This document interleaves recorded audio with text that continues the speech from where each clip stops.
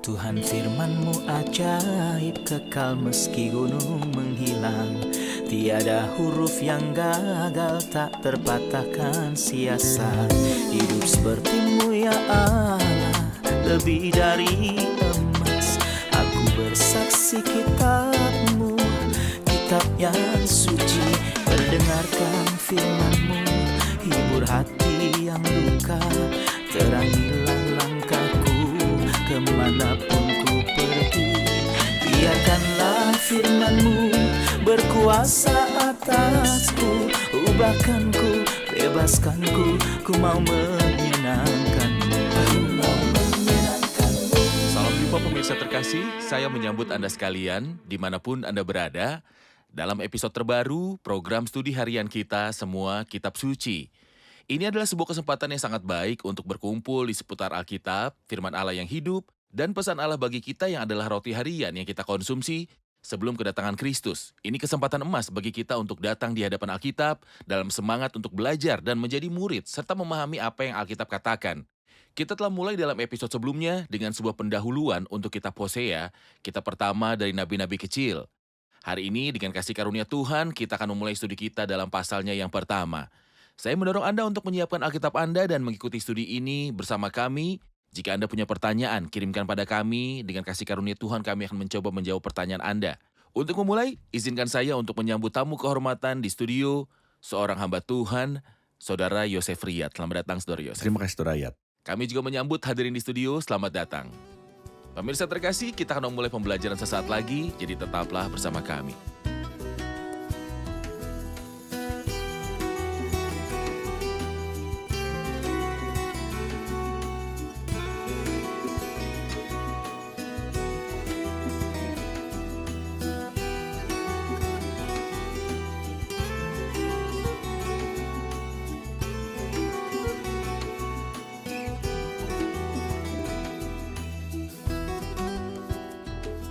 Berjumpa lagi Saudara Yosef. Terima kasih.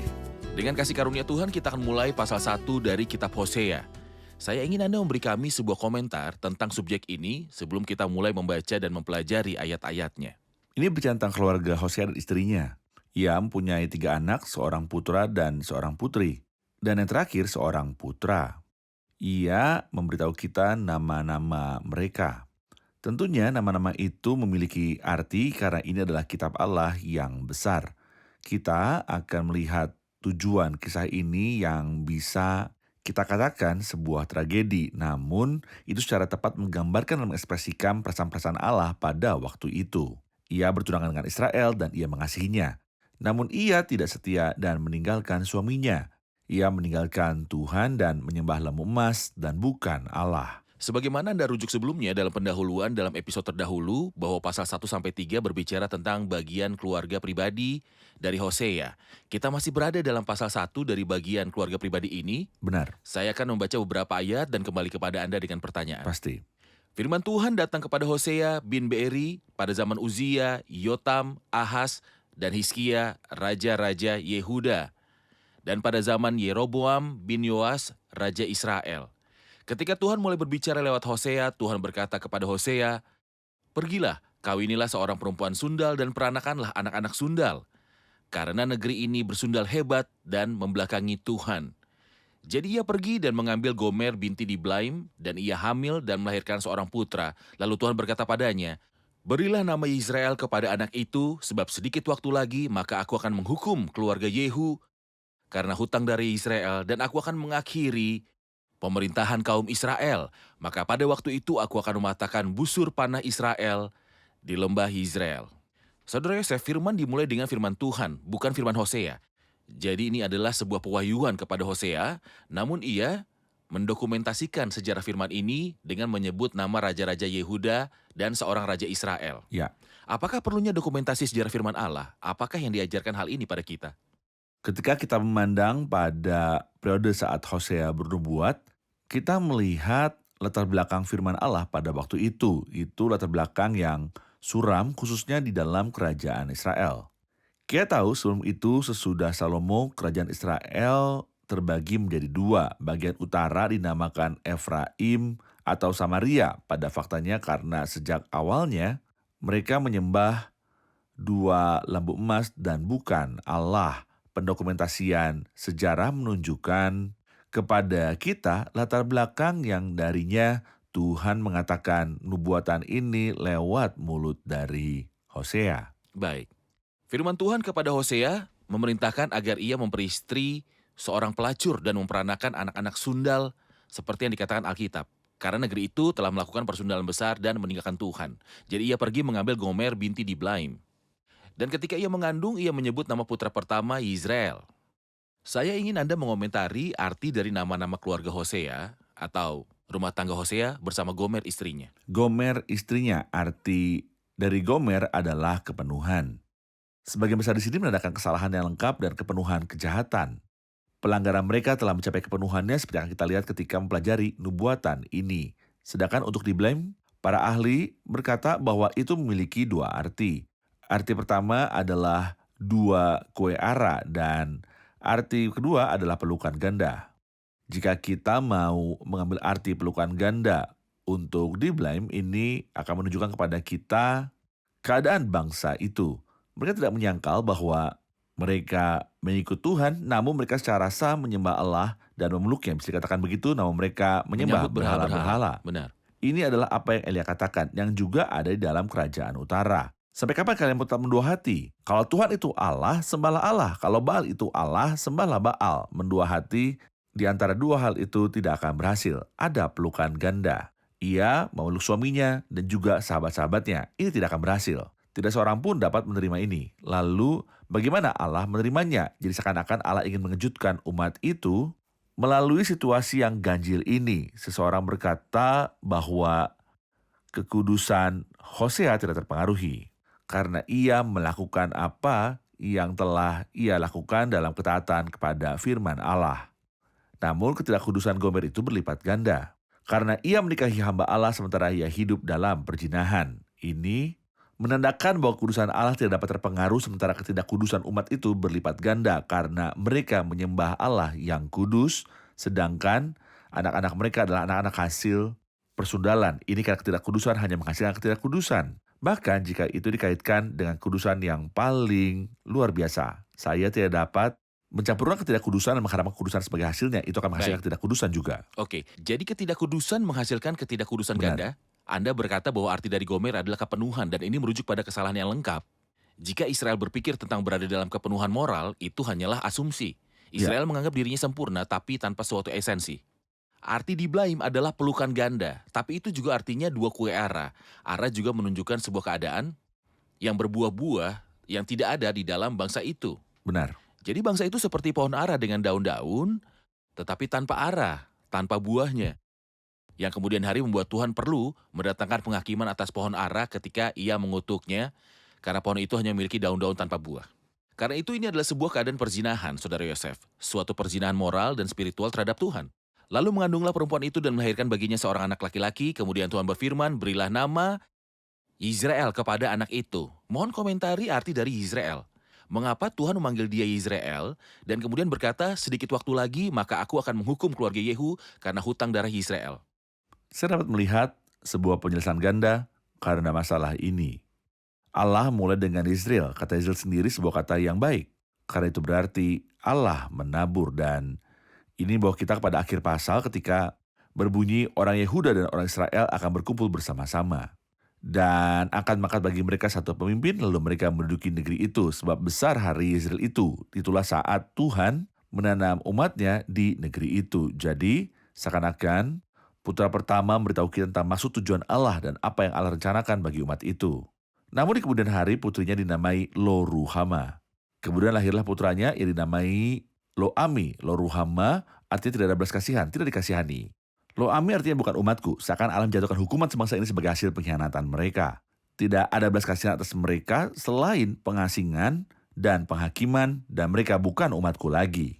Ini berlanjut selama ratusan tahun. Ketika Tuhan mulai zaman-zaman bangsa-bangsa non-Yahudi sementara kerajaan dan kemuliaan Israel hilang. Jadi arti pertama, Israel memiliki sebuah arti positif yang menandakan maksud tujuan Allah yang harus digenapi pada akhirnya. Benar. Namun dibicara di sini tentang menghukum keluarga Yehu. Karena pertumpahan darah Israel ini menuntun kita kepada Yehu. Dua Dua Raja-Raja. Raja-Raja. Kita membaca kisah Yehu dalam 2 Raja-Raja pasal 10. Tuhan membangkitkan Yehu untuk menghakimi keluarga Ahab. Ahab Sungguh, adalah raja yang jahat, raja ia Israel adalah yang suami jahat. Izebel, raja yang Ia jahat suami adalah Izebel. suami Izebel. Ia menyingkirkan dia, ia melenyapkan Ahab dan keluarganya. Namun ia juga telah melakukan lebih lagi. Ia tidak hanya melenyapkan kaum Ahab, tetapi juga kita baca misalnya dalam pasal 9 bahwa ia telah membunuh Ahazia, Raja Dalam 2 Yehuda, Raja-Raja. dan saudara laki-lakinya dalam 2 Raja-Raja 10 ke-70 saudaranya. Mengapa ia melakukan demikian? Orang berpikir bahwa membunuh itu murahan. Ya, Sedangkan bagi Allah darah itu vital dan luar biasa penting. Tuhan membalas atas darah itu. benar. Ini satu masalah. Hal lain adalah bahwa ia menyingkirkan kaum Ahab karena penyembahan berhala mereka. Jadi sudah ia menyingkirkan kaum Ahab, bagaimana ia dapat terus dalam penyembahan berhala yang sama? Ia mendatangkan sebuah bencana ke atas dirinya sendiri. Benar. Karena ia menjadi seorang pembunuh, ia tidak lagi melaksanakan penghakiman Allah. Jika Anda melaksanakan penghakiman Allah, maka Anda harusnya mencegah penyembah berhala dalam kerajaan sesudah Anda menyingkirkan para penyembah berhala. Baik. Aku akan menghukum keluarga Yehu karena hutang darah Yisrael. Sekarang nama Yisrael adalah sebuah nama yang baik. Maksud tujuan Allah atas bangsa itu. Saya melihat hutang darah Yisrael, bencana besar yang disebabkan oleh Yehu. Tuhan akan membalaskan dendam dia dan keluarganya. Lalu ada yang disebut Hari Yisrael. Mohon ingatkan kami tentang 3 masalah lagi dengan Hari Yisrael. Apakah dia memaksudkan pemulihan dan berkat terakhir? Benar. Oke. Maka Yizreel adalah nama yang baik, maksud tujuan Allah. Hutang darah Yizreel, Yehu telah melampaui perintah Tuhan. Tuhan memintanya untuk menghakimi keluarga Ahab, tetapi bukan Ahazia dan saudaranya, namun ini membunuh. Ya. Maka ketika kamu telah menghakimi para penyembah berhala, kamu harus menjauhkan diri. Atau kalau tidak seperti yang Tuhan katakan, barang siapa di antara kamu tidak berdosa, hendaklah ia yang Benar. pertama melemparkan Ya. batu kepada perempuan itu. Namun kamu melempari seseorang dengan batu sementara kamu telah melakukan dosa yang lebih keji daripada yang dilakukan oleh wanita itu. Ini tidak cocok dengan Tuhan. Terima kasih Saudara Yosef. Kita saksikan laporan dan kembali untuk menjawab pertanyaan hadirin. Kisah tentang kaum Hosea tidak diragukan lagi menyedihkan. Cerita berlanjut saat Gomer meninggalkan rumah dan kembali ke profesi sebelumnya. Dia menjadi pelacur yang dikenal oleh semua orang. Hosea mengirim putra-putranya untuk memohon kepada ibu mereka untuk pulang ke rumah, namun dia tidak pulang.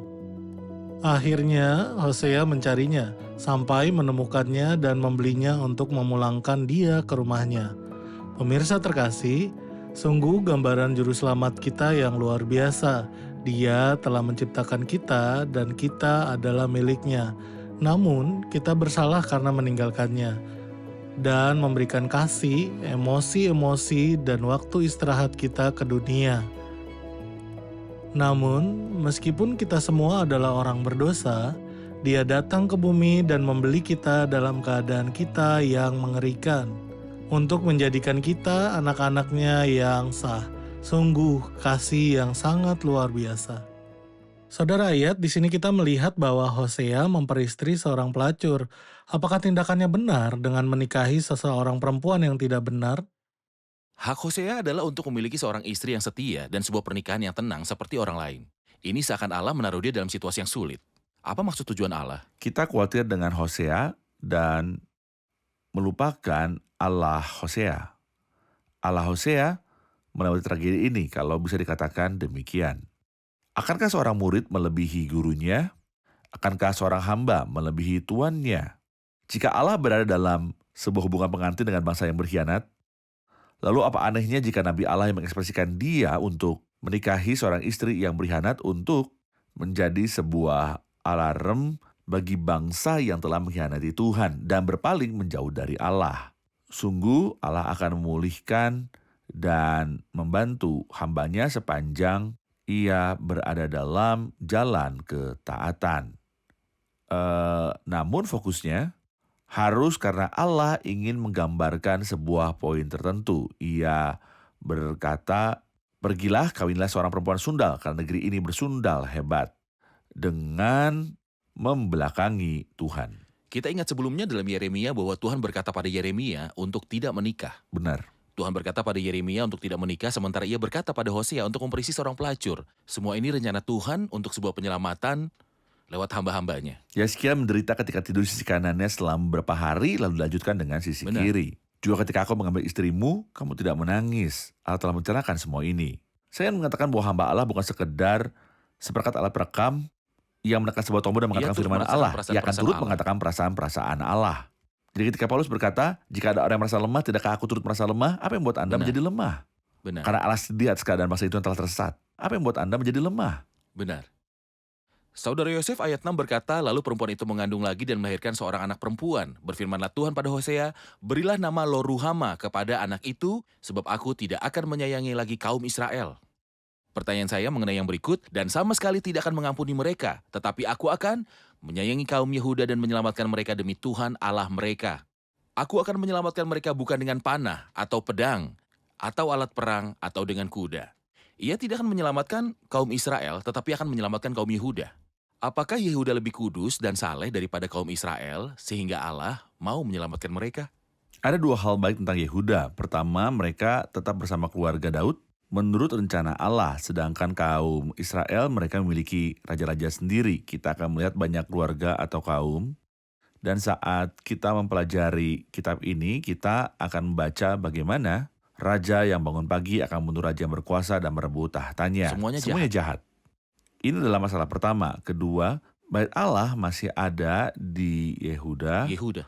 di Yerusalem, sementara di Efraim, Samaria ataupun Israel pada zaman dahulu berjalan dalam dosa-dosa Yeroboam bin Nebat yang membuat Israel berdosa. Mereka mengikuti dua lembu. Benar.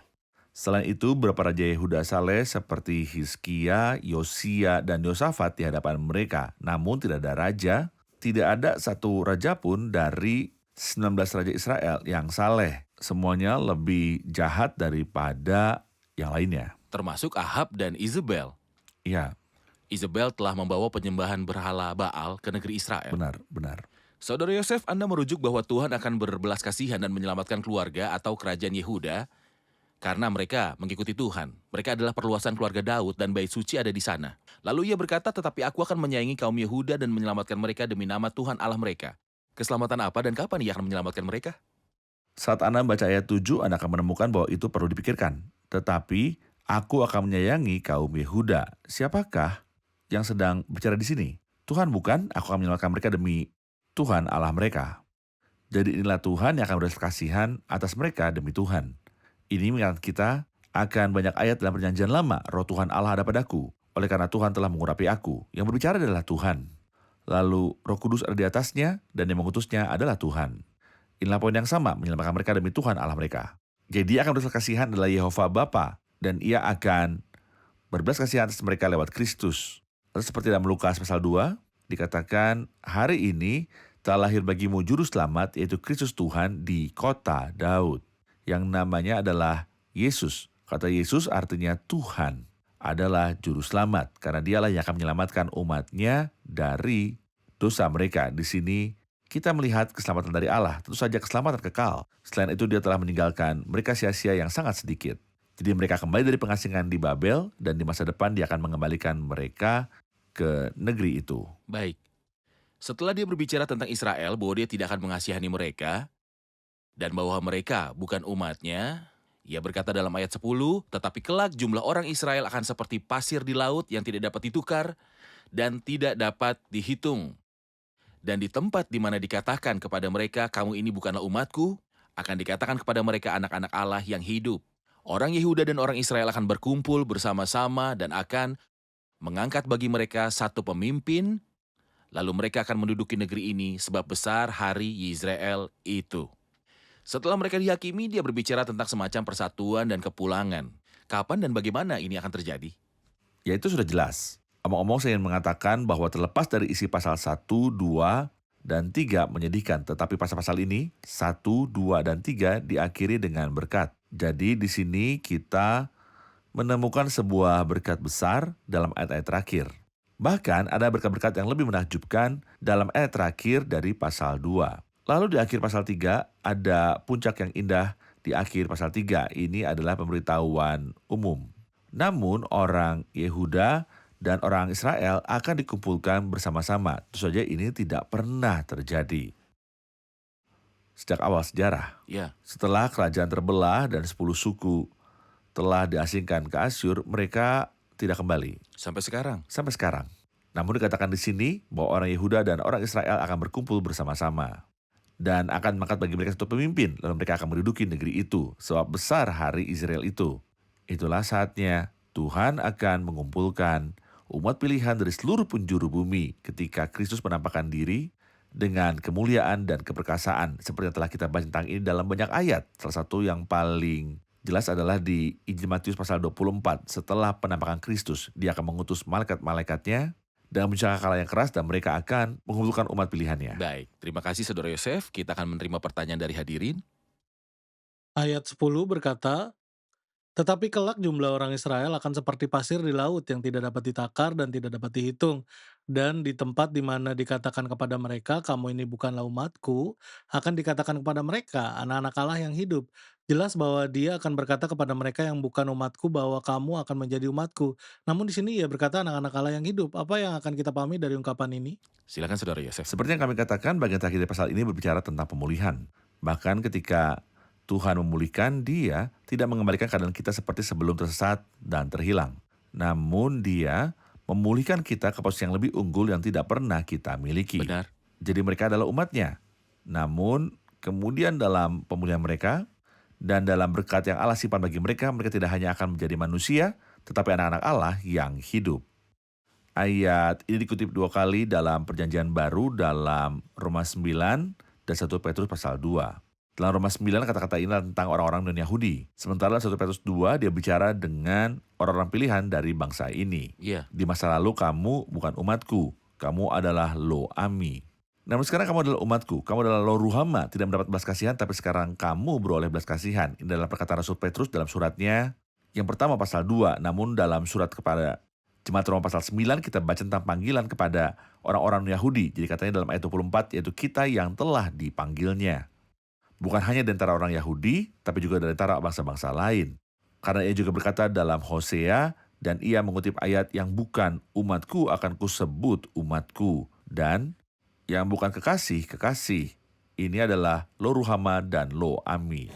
Dan di tempat di mana akan dikatakan kepada mereka, kamu ini bukanlah umatku. Di sana akan dikatakan kepada mereka, anak-anak Allah yang hidup. Ini adalah kedudukan orang non-Yahudi dan orang Yahudi di gereja pada masa ini.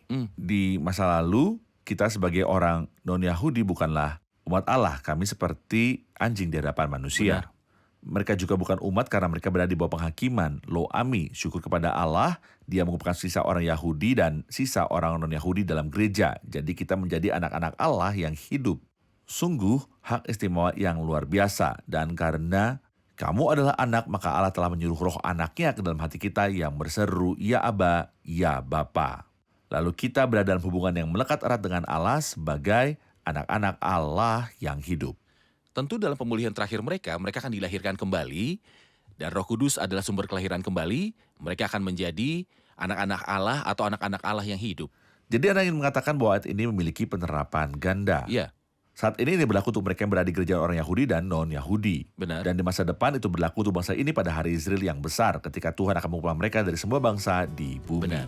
Terima kasih Saudara Yosef, Tuhan memberkati. Kita rangkum episode ini bersama hadirin.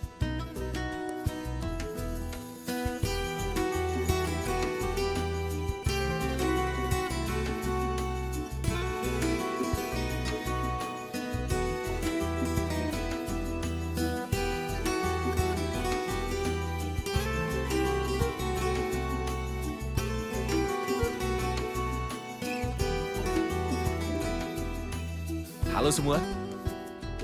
Nama-nama dari keluarga Hosea disebutkan di dalam pasalnya yang pertama. Kita tahu bahwa nama istrinya adalah Gomer binti Diblaim.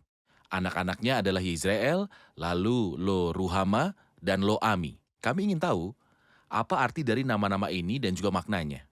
Apa pelajaran Alkitab di balik nama-nama itu? Kita paham bahwa Gomer berarti lengkap yang menunjukkan kelengkapannya kesalahan atau kejahatan. Diblam memiliki dua arti, dua kue ara atau pelukan ganda, adapun nama anak-anaknya Yisrael berarti Allah menabur. Lo ruhama berarti tidak ada belas kasihan dan lo ami berarti kamu bukanlah umatku. Apapun yang ada kita pelajari arti nama-nama itu adalah bahwa Diblam pelukan ganda menunjukkan bahwa umat itu tidak menolak Allah dengan lidah mereka, namun pada saat yang sama mereka menyembah berhala-berhala mereka. Oleh karena itu mereka seperti pohon ara yang tidak berbuah dan Yisrael Allah menabur. Kita memahami tujuan-tujuan Allah bagi orang-orang nanti pada akhirnya. Namun hukuman mereka adalah apa yang Dia katakan, namun tidak lagi dikasihani sekarang dan kamu bukanlah lagi umatku yang sesungguhnya. Baik, Saudara Yosef. Bagus. Sempurna. Bagus. Sempurna. Oke. Dalam pasal ini disebutkan Yisrael, hutang dari Yisrael dan hari Yisrael. Apa yang dimaksud oleh ketiga istilah ini? Israel adalah putra Hosea yang namanya berarti Allah menabur. Di akhir pasal ini kita dapat melihat arti ini ketika Tuhan akan mengumpulkan umat yang terpilih lagi. Yang kedua, dan di sini kita melihat maksud tujuan Allah mengenai hutang darah Israel, kita membaca tentangnya dalam 2 Raja-Raja ayat 10. Ketika Yehu menyingkirkan Raja Ahab yang jahat dan membunuh Raja Azia dan 70 saudaranya, dia juga terus melakukan kejahatan. Tuhan tentu saja akan menghakimi dia. Di sini kita melihat hutang darah Yezrael. Adapun untuk hari Yezrael, kita melihat bahwa pada hari terakhir ketika Tuhan akan mengumpulkan orang-orang pilihannya setelah Tuhan menampakkan diri. Benar, dia akan mengumpulkan orang-orang, baik Yehuda ataupun Israel. Bagaimana Saudara Sempurna. Yosef? Bagus. Benar. Terima kasih, Tuhan berkati semua. Terima kasih Saudara Yosef, Tuhan berkati. Tuhan berkatimu.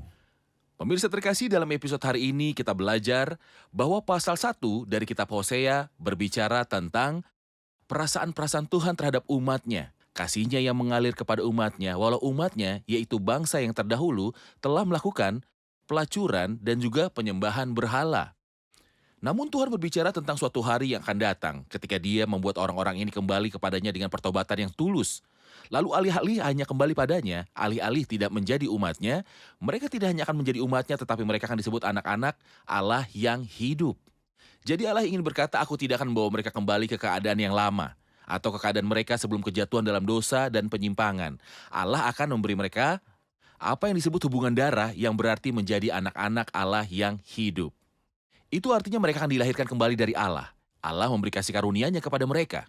Pemirsa terkasih, karya Kristus di kayu salib juga bermanfaat bagi Anda dan saya di zaman kasih karunia sekarang. Untuk memasuki hubungan yang hidup dengan Allah dan tidak hanya menjadi seperti kita dulu di taman sebelum kejatuhan dalam dosa. Banyak orang berpikir bahwa Kristus datang hanya untuk menebus dosa Adam dan bawa kita kembali kepada keadaan sebelum kejatuhan. Namun karya Kristus di kayu salib menanggapi perkataan Alkitab, tetapi semua orang yang menerimanya diberinya kuasa supaya menjadi anak-anak Allah, yaitu mereka yang percaya dalam namanya. Jadi ia menerima Kristus sebagai juru selamat pribadi, tidak akan berada dalam keadaan Adam sebelum kejatuhan, tetapi akan menjadi salah satu anak-anak Allah. Artinya Roh Kudus berdiam dalam dirinya, dan bahwa sumbernya dan asal kelahirannya adalah Allah. Ini berarti dia akan menjalin hubungan dengan Allah dan memperoleh kehidupan yang disebut kehidupan Allah. Dikatakan tentang setiap orang yang menerima Kristus, anak-anak Allah yang hidup. Bagaimana menurut Anda pemirsa terkasih? Akankah Anda mendapat kehormatan sebesar itu? Anda hanya perlu menerima Kristus sebagai penyelamat pribadi bagi Anda. Lalu Anda akan menjadi salah satu dari anak-anak Allah. Sampai jumpa di episode selanjutnya. Kiranya Tuhan besertamu.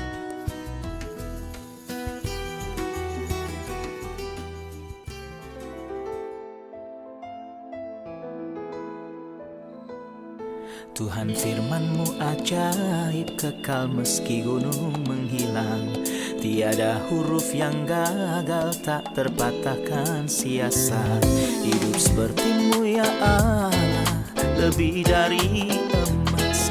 Aku bersaksi kitab-Mu, kitab yang suci. Mendengarkan firman-Mu, hibur hati yang luka. Terangilah langkahku kemanapun ku pergi. Biarkanlah firman-Mu berkuasa atasku. Ubahkanku, bebaskanku, ku mau menyenangkan-Mu. Tuhan firman-Mu ajaib, kekal meski gunung, ubah dan bebaskan aku.